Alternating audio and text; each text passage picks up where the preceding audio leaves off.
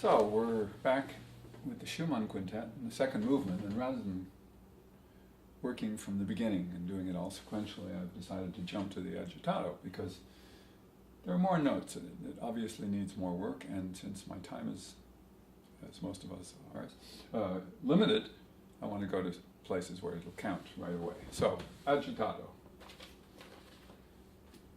Okay, I think maybe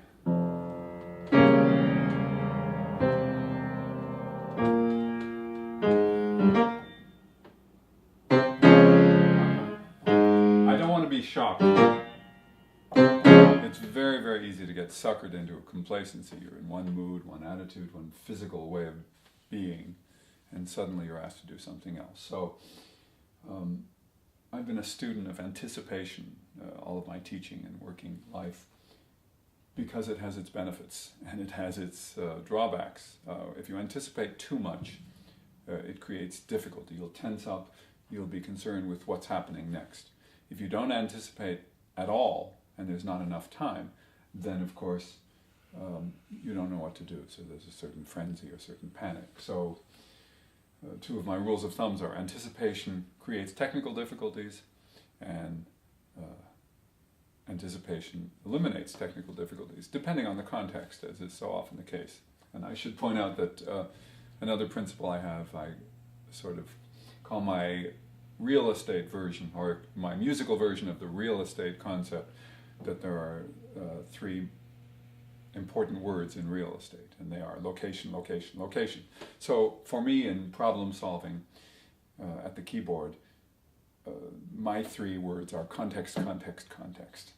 That much of what makes demands on you depends on where you find it. So in this instance, there's a transition from very slow and sort of foreboding or gloomy or whatever to a real emergence here. And it can't be a shock to my system, and it can't be a shock to my state of mind. So I have to know what's going to happen, but not too soon. So first thing is to know that I'm going to be okay. I'm going to be okay there. Next thing I need to know is, how do I get there? So let's see. Not a big deal.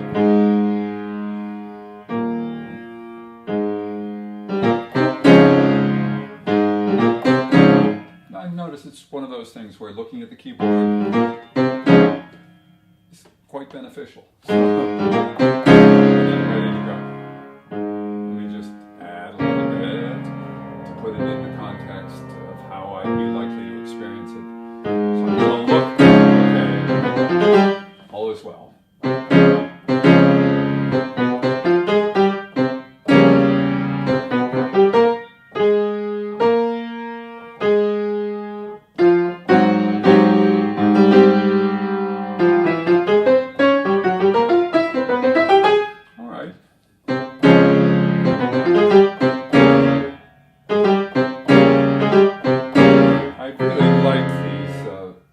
Black note second finger chords. Even for me, a seventh is an okay thing. It's more okay than a one.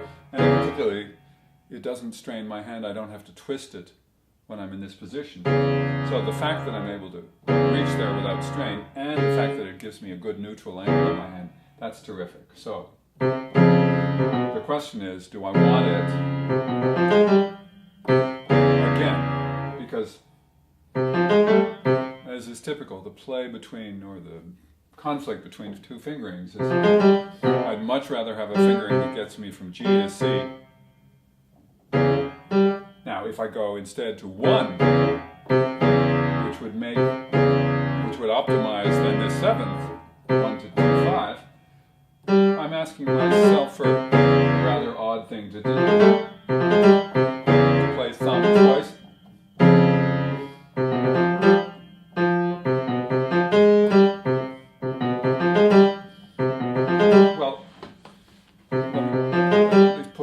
Way. There's also the challenge of negotiating this little arpeggio. Staccato. My hand responds so much more immediately and directly and completely to going to thumb on F and continuing inward to the black note. That's a delicious feeling. So is it worth it to jump down on the thumb?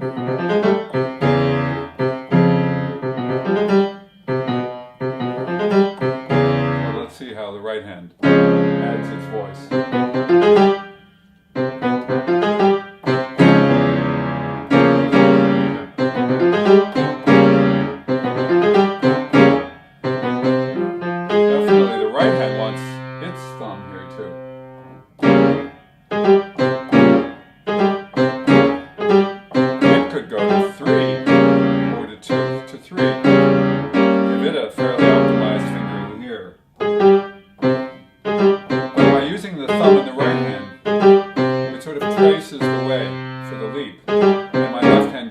For the ride.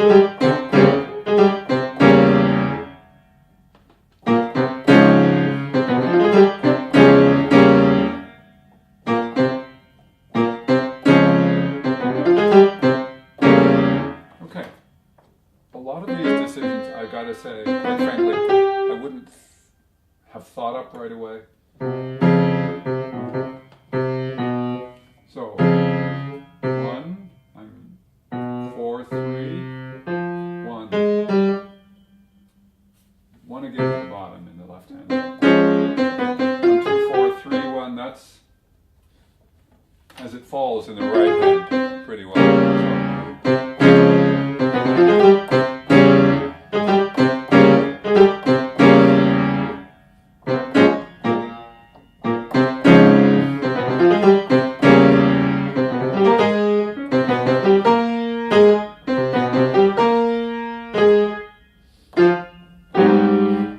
The second one, the bigger one, because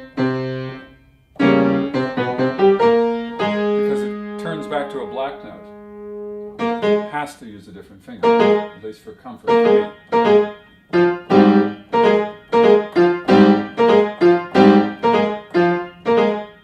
I had previously written thumb here, but I think I didn't mean it.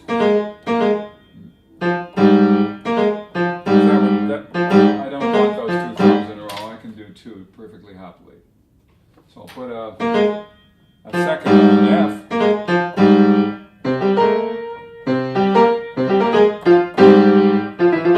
Yeah, sure.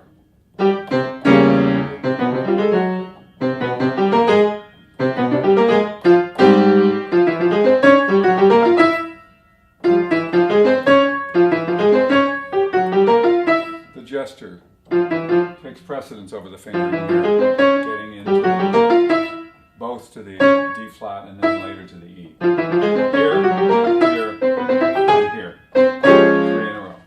And then thumb, of course, on the left hand. So, the thing about the fingering here in the left hand after the C7 is I'm ending on 3 in the left. And I'm moving to 2, so one of my lines, the score in the sound, is written after the downbeat to remind me to move my hand, that I start fresh, that it's not under my hand, it's not part of either a physical or a mental group.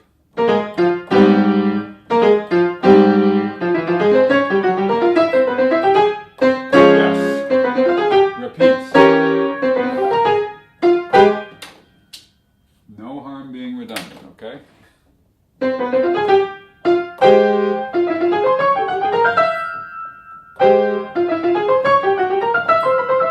Okay. It's just a pretty simple repeat. Okay, I'm going to take what I wrote previously to heart. Get to the 5 in the left hand because it's a convenient fingering to get to, and then I'm going to shift my hand over. I could go to thumb or something like that. And I might consider it.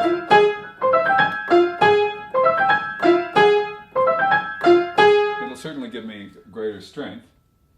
And that entry is alone. So, not going to spend a lot of time thinking about it. You know what?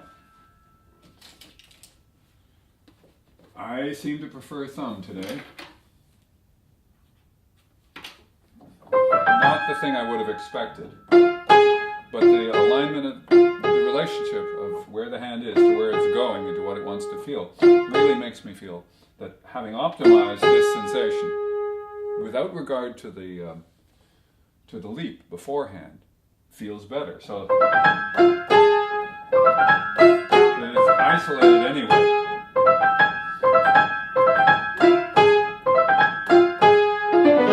Okay.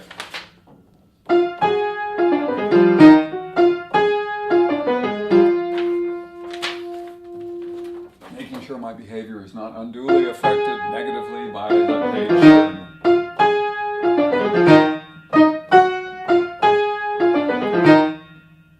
1, 2 I've written. Do I believe that? Well, I like getting to the 2, so that's why I must have done it.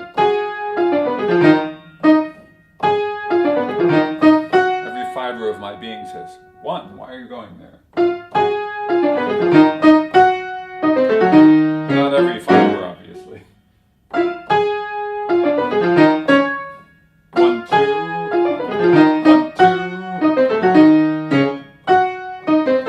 Lots of black notes. Am I happy enough with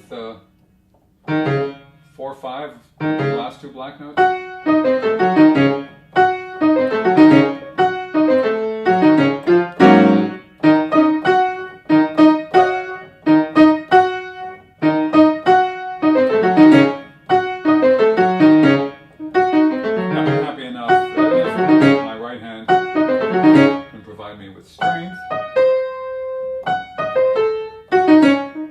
I could go 4, 3, 2.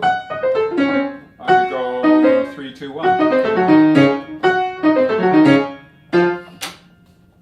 I'm going to go 3, 2, 1 today.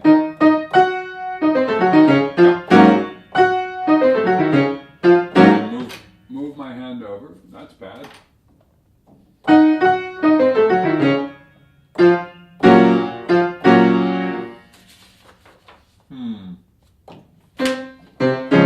My hand is so used to this really, really comfortable chord at the beginning. It's G flat chord. So when I do a G flat chord with all black notes, it's a little disoriented temporarily. So I've got to get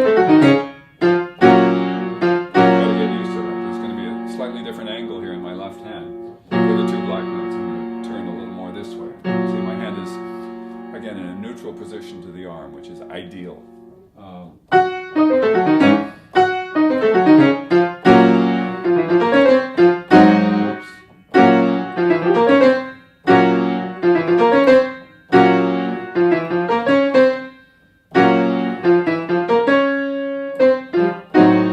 I'm just trying to feel my way through this. This particular arrangement of notes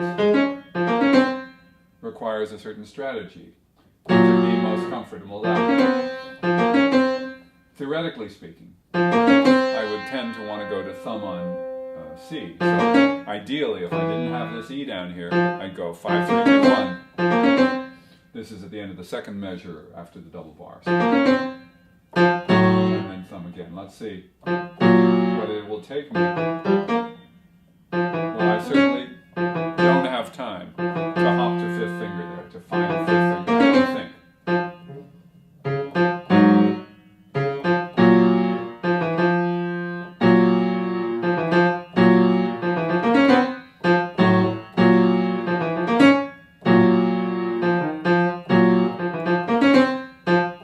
Funny thing when you hang on to a fingering because it makes you secure at that moment, but then it doesn't pay off later. For example, deciding that I love going 3, 2, 1 at the top, and knowing that I can't get to 5ths comfortably on the bottom, if I go to thumb instead, it feels like a very scary amount of distance to travel later. But the fact again, is that if your hand really responds well to the demand you place on it, if your body responds well in both places, then the skip is no big deal. I have to always remind myself and stress to my students too that your arm muscles are so big and fast that you can travel through space, especially the space required for playing most pieces of piano music, much more quickly than you could ever reach with your fingers, with this lateral motion that you're so very bad at. Very, very bad at. So even if I'm going from thumb to thumb, for example, the arm can do that really, pretty easily, pretty quickly. So in the context of being here and then moving here, that's really a very small space, and I have to remind myself of that. So, giving myself this little pep talk, I'm going to go to 1 and then 3 on the upper octave, and then all is well. And then again, weirdly, I'm just going to move my hand down from thumb to thumb for several reasons. One is it's actually more time. These are eighth notes rather than triplets. I'm also not rushed by my partners. All of those second eighth notes, I play alone. So it gives me a chance to set. And most particularly, bottom line, it's the ideal fingering for me. Right there, to go from the white note and in with my hand to the chord that includes a black note second finger. So.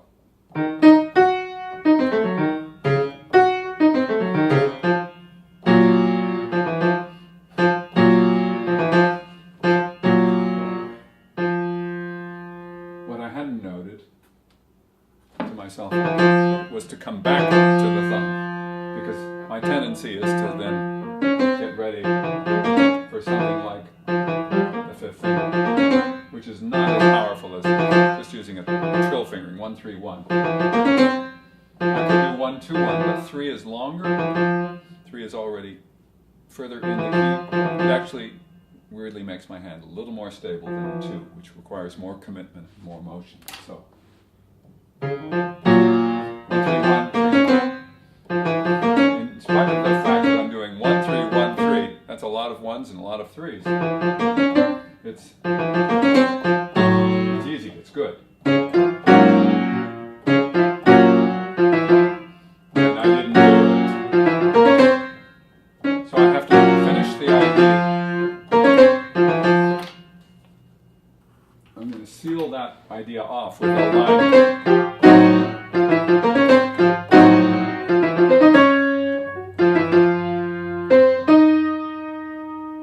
Wow. When I last came through here, the indications I gave to myself, like here I wrote thumb, up.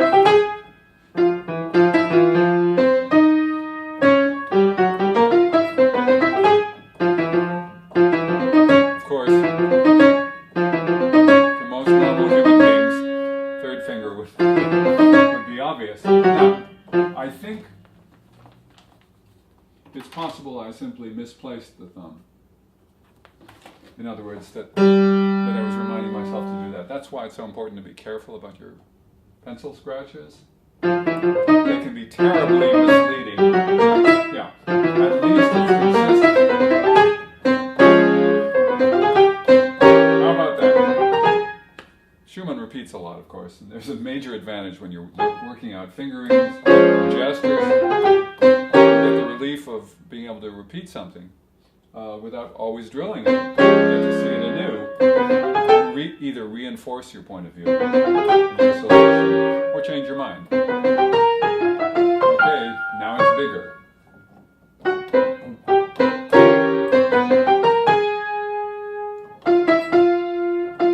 Here I wrote, I remember this, that I've been shifting my left hand to a fifth finger position so I can get these octaves.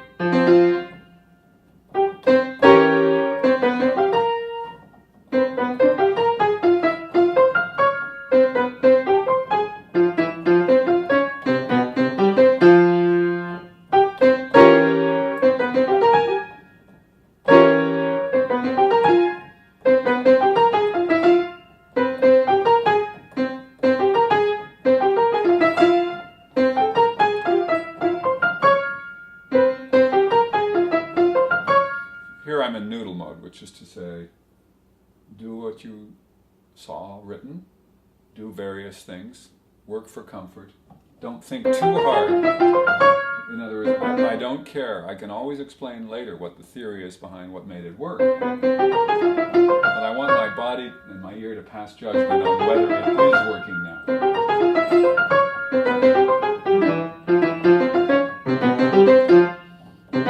I find that in isolation, tossing to the fifth finger is not hard. Oops.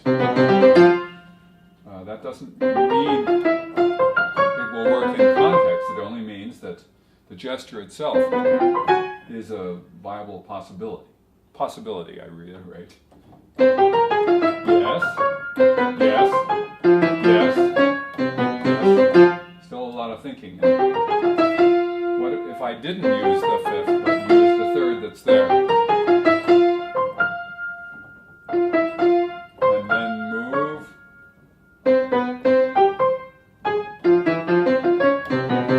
So.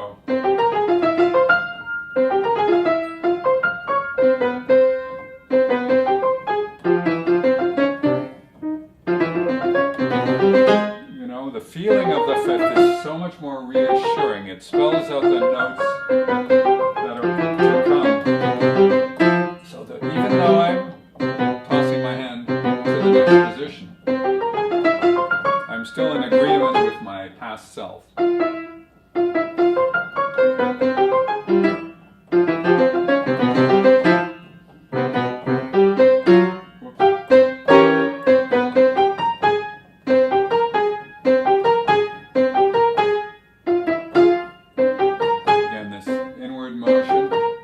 Complete the deal. 1,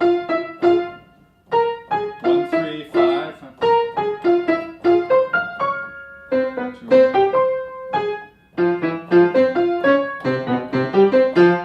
Well, if it were at that tempo, I'd be sold for sure. 1, 3. Put that down at least.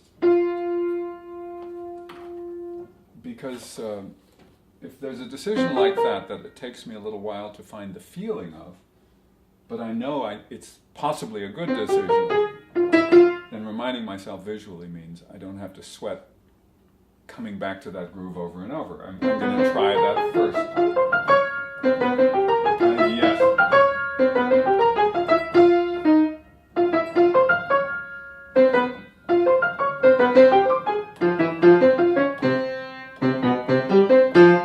Sold on going 4, 5, 4.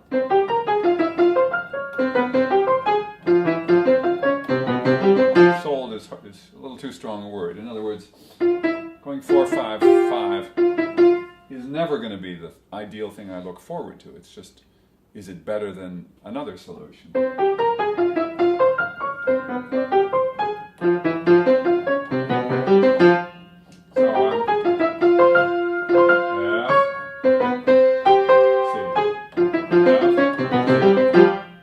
The question is, when I'm playing it from memory, as I did then, does it make it easier? In other words, do the visual cues on the keyboard help me with the execution?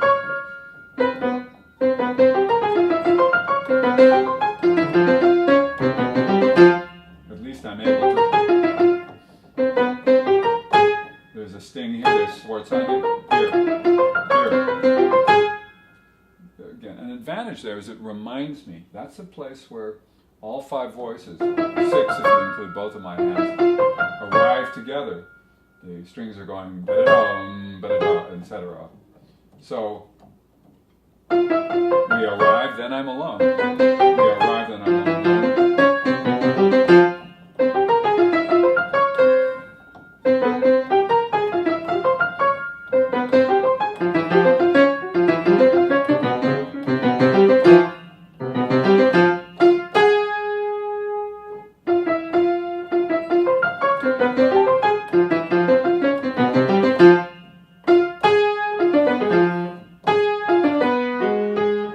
That's not right.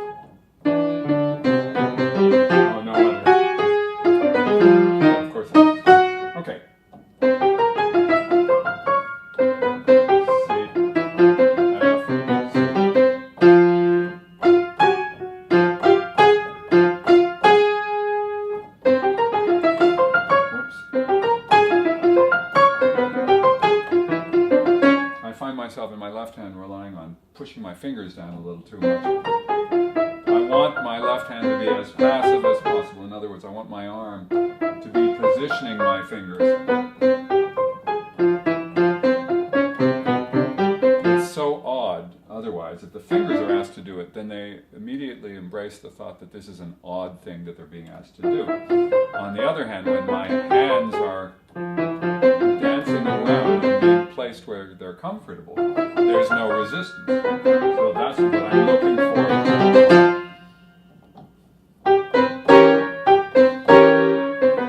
Here, whoops. Go to the third, then its accent, and then release this connection. Ah.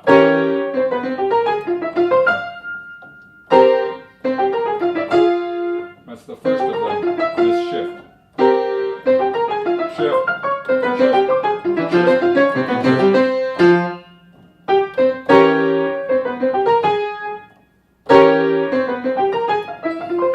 Now I'm still a little scared, so I'm going to reduce the tempo just minutely.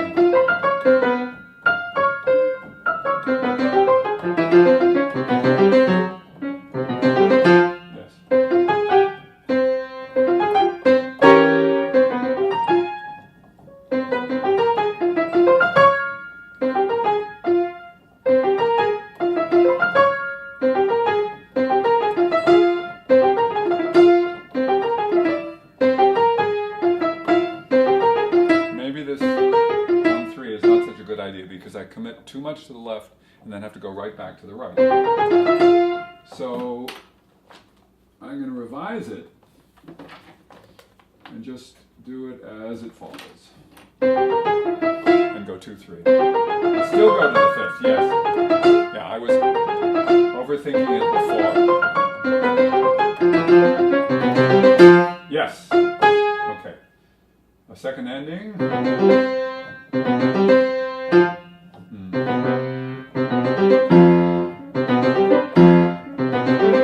Major difference is the big leap in the left hand. So I'm going to be aware of my left hand leap and isolate that bottom note from what comes up.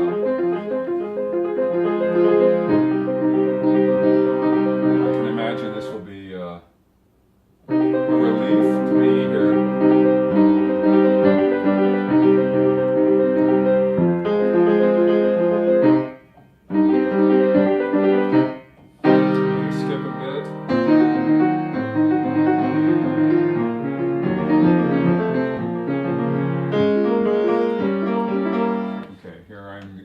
Voice this left hand part. The featured voice at this time will be the viola.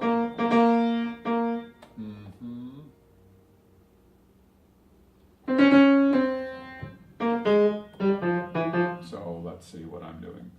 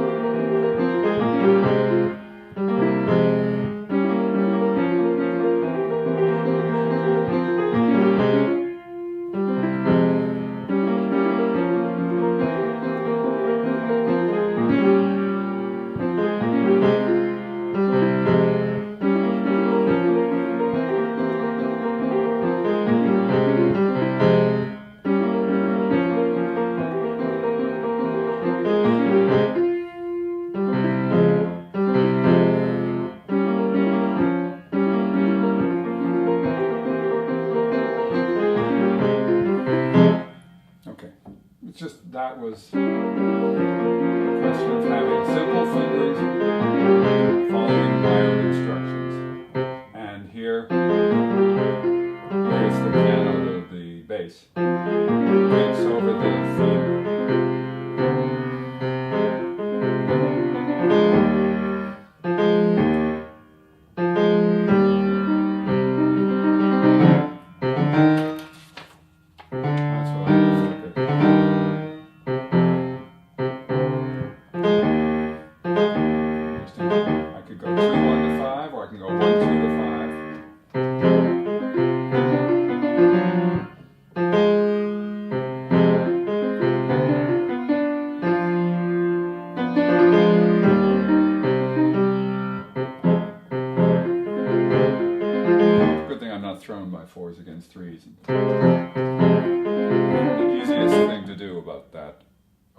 tempo is to make sure that you feel the larger shared pulse and don't try to listen to the inner mathematics of it. In other words, my right hand is going 1, 2, 3, 4, and my left hand goes 1, 3, 4, then 1, 2.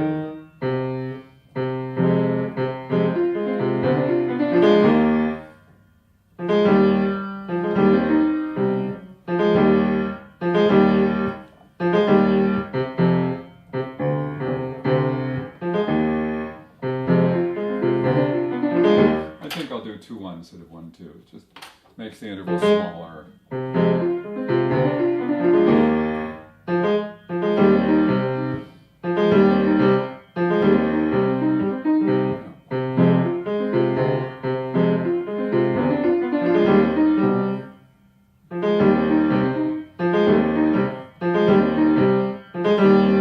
I have to remind my right hand to hang on to its thumb note. It's very clearly marked, and it's the melody. And I'm going to relax my left hand by going for thumb. Even though second is there, it's just one little bit more to seal the deal and make me comfortable.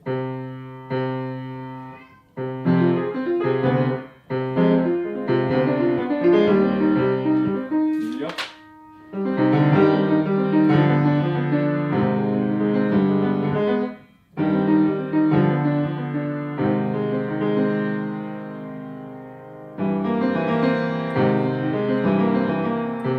It's funny how a little ledger line can take a simple 6/7 chord and make it look funny. So I've got to get over the funniness of it.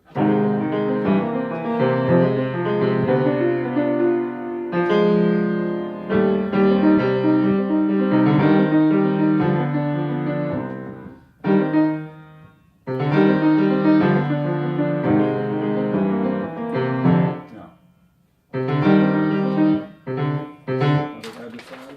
Oh, 2, 1.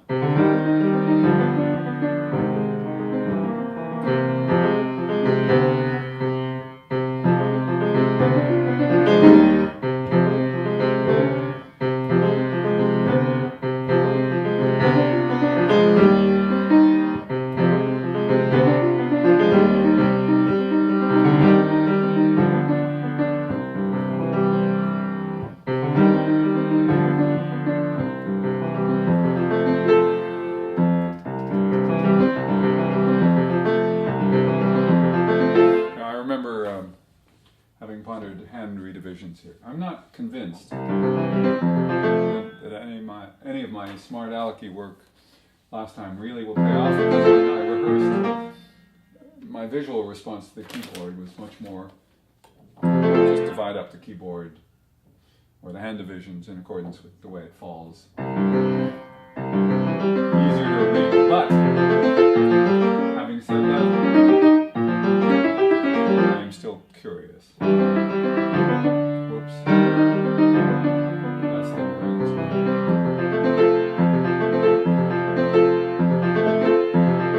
I remembered I was avoiding all these 4/5s at the top, but actually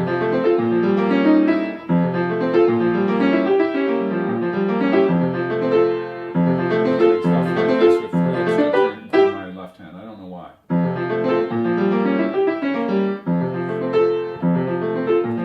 What I do need, because you don't really want to reach across this F major chord with a 5 and 4 and just sit it there. I mean, a lot of people won't find that comfortable anyway, but it's not under the hand. It's not in the right place. This would be great. So I have to remind myself to move to it. I can move this away, outward, to my body, into the key. Many a discussion has arisen about whether this is in or this is in or whatever. So this is to the keyboard, to the body, to the keyboard. So, changed my mind. Shocking.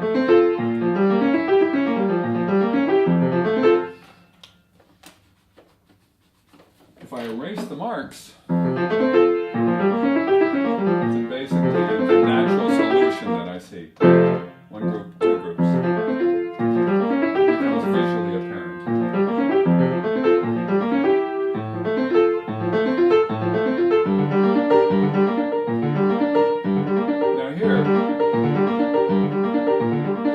terrible thing. My hand is reasonably at ease. But this gesture, even with the hand turning over, is easy because it goes from white thumb to black long finger. And the right hand is right over those keys. Now, if I do this 3 notes in the right hand, black to white black, no matter how I do that, it is mentally certainly simpler to deal with.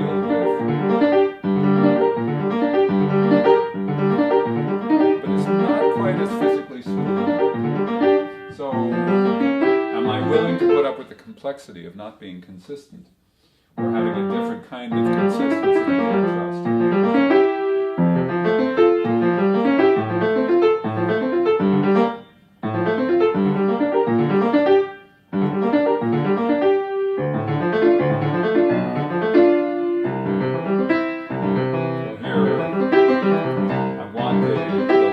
Because I have an extra note. But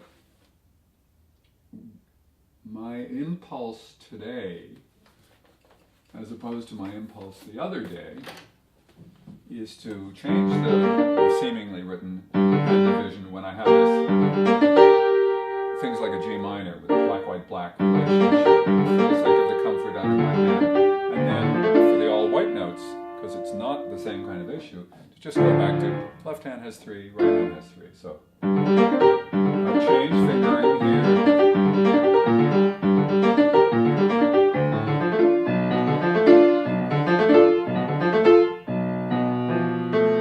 Yeah, this is with the extra note really makes the redivision makes a lot of sense.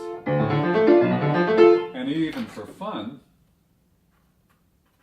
in spite of all the 5 4s, here I get a chance to relax my hand and play a 5 3, which is a nice little oasis, sensation oasis. Again, I redivide because of the extra note.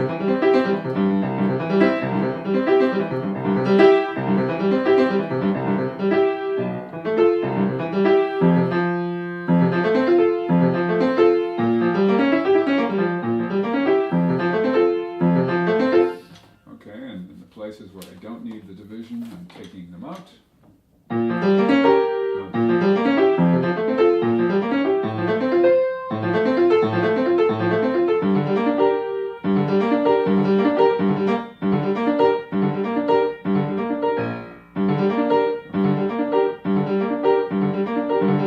Okay, of course, wouldn't you know it, I'm having second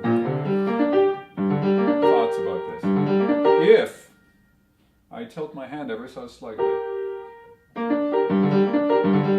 move inward, the problem I had before eliminates itself. So, giving this eraser a lot of workout. You see it in previous contexts. I don't know how to indicate this to myself, so I'm going to write the word tilt.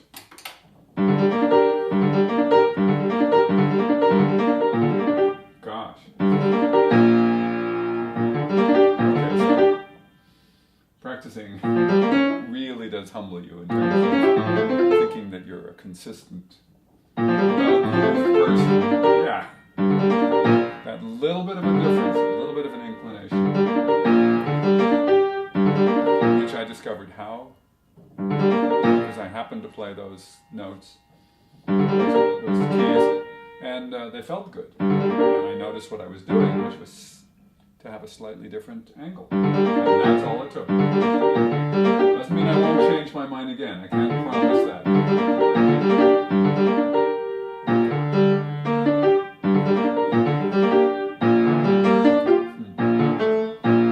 Okay, no matter what you do, here's an octave. It's unusual. We haven't had an octave here before. Octave in the Now currently I have written 2 notes and then these notes. Now the reason I'm going to change my mind here as well, partly that's influenced by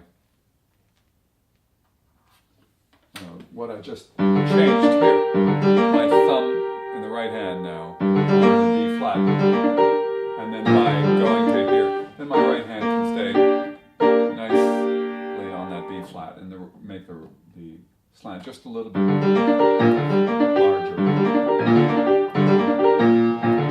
Now in terms of left hand, I can either go 1-5, 2-1, or 2-5.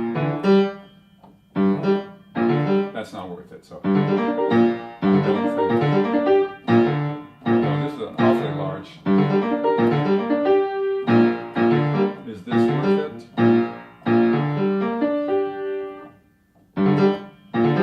Well, I have time to get it ready. That's one thing about larger extensions. If you have time to get an unusual or awkward chord position ready, it's not nearly as challenging as if you have to grab it quickly. So.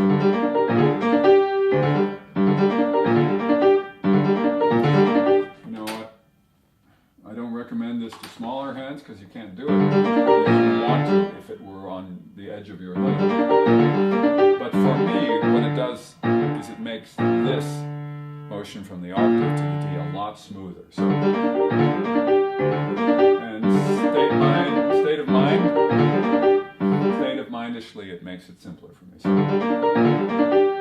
that's the way I'm going to do it until I change my mind. And this is one where I'm going to do. There's no reason for me to turn my hand over if I don't have to.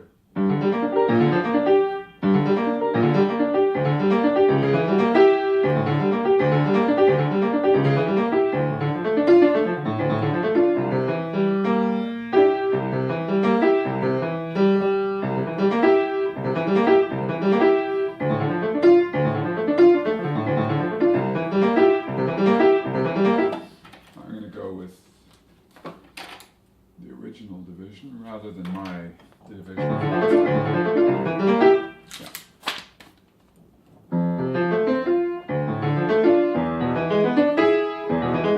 Okay. Really an ugly sensation. So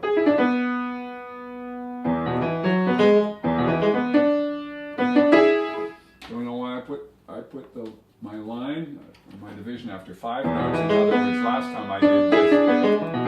It's not bad, but because now I'm so used to having my hand slightly more open. This is.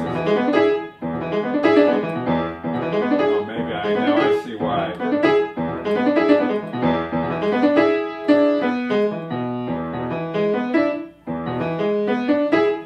Because even though this is easy, these keys fall right under the hand. Getting them just so requires a significant angle change.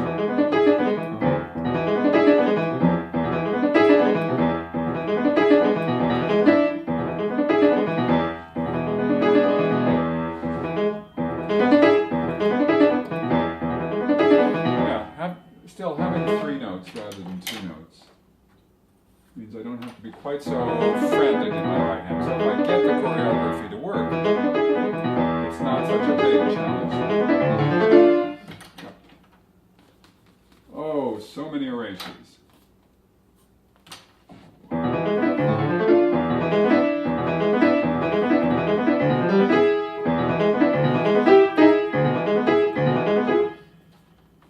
Erase. Good eraser. Invaluable.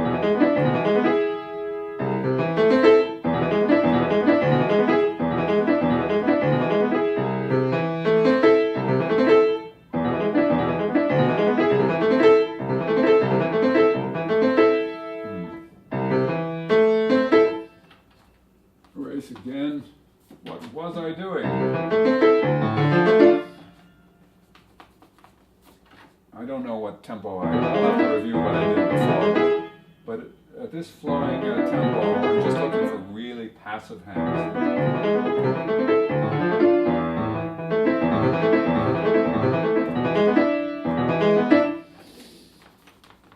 Okay, my default is 3+3, which was Schumann's default. Good for Schumann.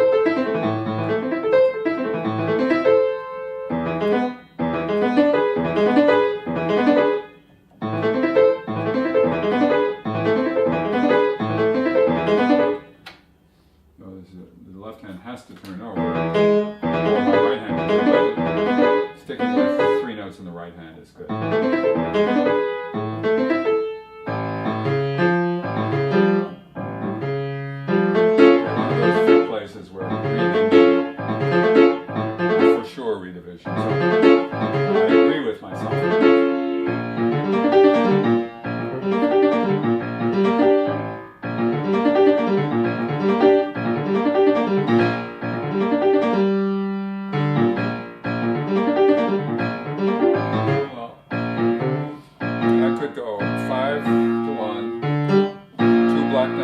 two white notes, or to one white note. Or I could, again, I don't want to say it's unique to my hand, but even for a smaller hand, it's worth exploring that the time it takes and the energy it takes to get out to the second finger on D may not be worth it if going from 2 to 1 here, right under the hand, makes it easier. So, in spite of the octave leap, you don't really have to be reaching the octave, you can just be moving your arm so it delivers your hand to the B flat. For my hand in particular, because the distinction is so minute, because I can reach it anyway, I'm letting go. I wouldn't think, I haven't thought that way since I was maybe 16, 17, when I reached for everything. I carry my hand, I make sure that there's a sense of ease. So, but it doesn't feel like a big distance, so I open up my hand a little bit by flattening out the finger. What's wrong with me?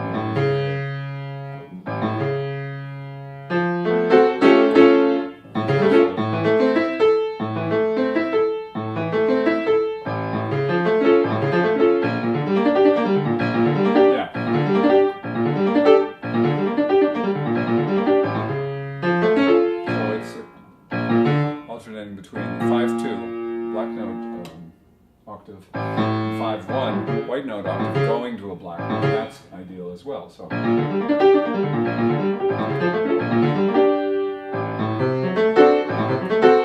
it's where I wanted. I've written a turning finger in each hand for this one.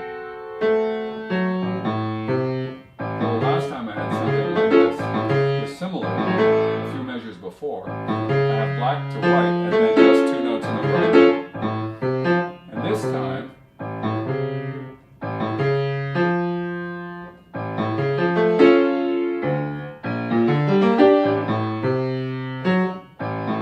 with a tritone instead of, remember, this gets reversed to this.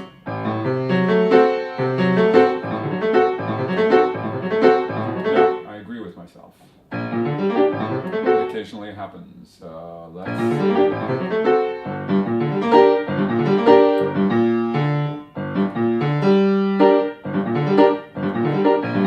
That's very interesting because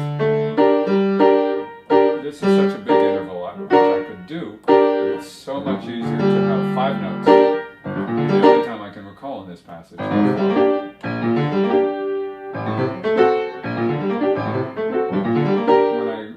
This, I'm going to have to remind myself of the idiosyncratic nature of some of these things, so I don't get thrown by complexity. I'm hoping that my body will just sort of breathe a sigh of relief and say, well, of course, that's a no-brainer. That's exactly the way it should feel. You will see.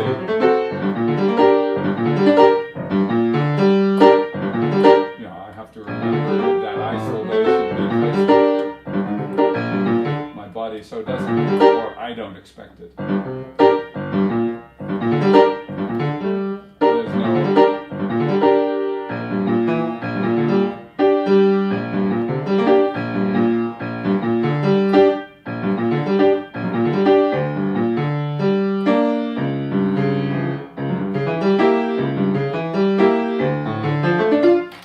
Well, the simple D minor ones I remember now. I mean, I'm sold now on the simplicity of 3+3, but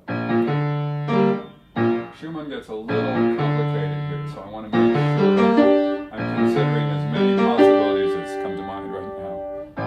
Let's see.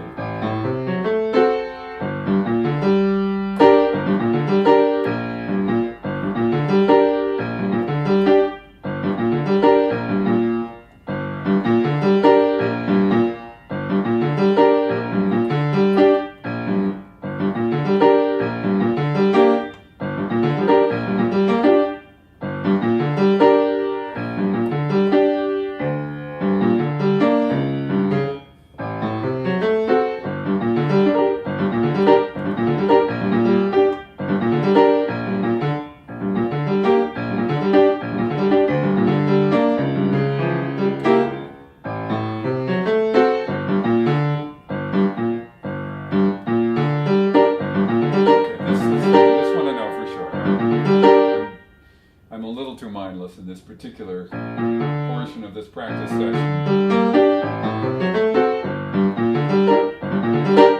I need to remind myself to get to 4 on top, if only because 5 just is minutely less comfortable or grabbable. I could even consider 3, but I want just that easy sense of placement.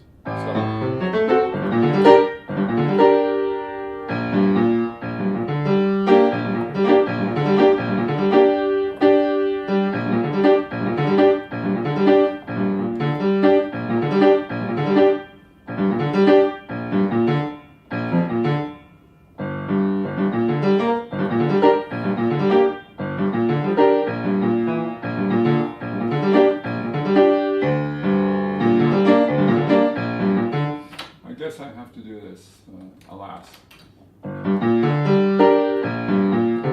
Turn from a black note octave to the white note for the sake of preserving the simplicity of these 2 notes in the right hand. 1 octave position. So here I don't have the octave, playing a single chord. So I'm going single chord, turn, 2 notes.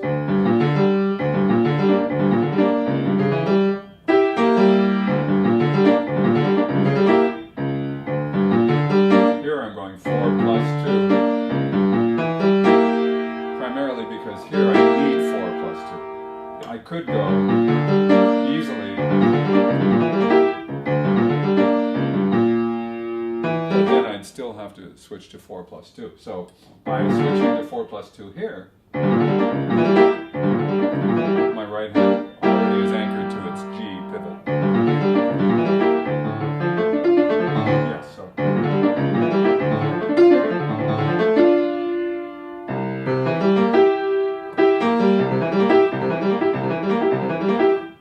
And 3 plus 3, and even though that's my default, I'm still going to notate it because of the fact that I haven't used it as a default all the time, and because it involves a hand turn. So one little gesture can hurt. Yes.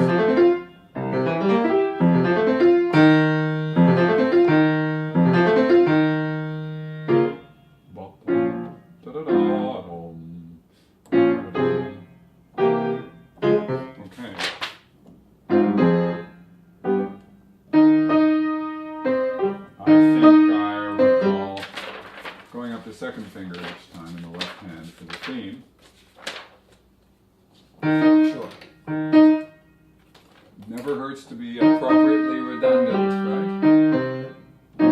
Okay.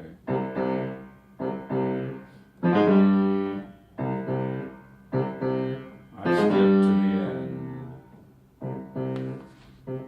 I want to make sure that my fingering and my gesture are not arbitrary, because this is as exposed as can be. So I want to make sure I'm in control. Okay, enough of the second movement.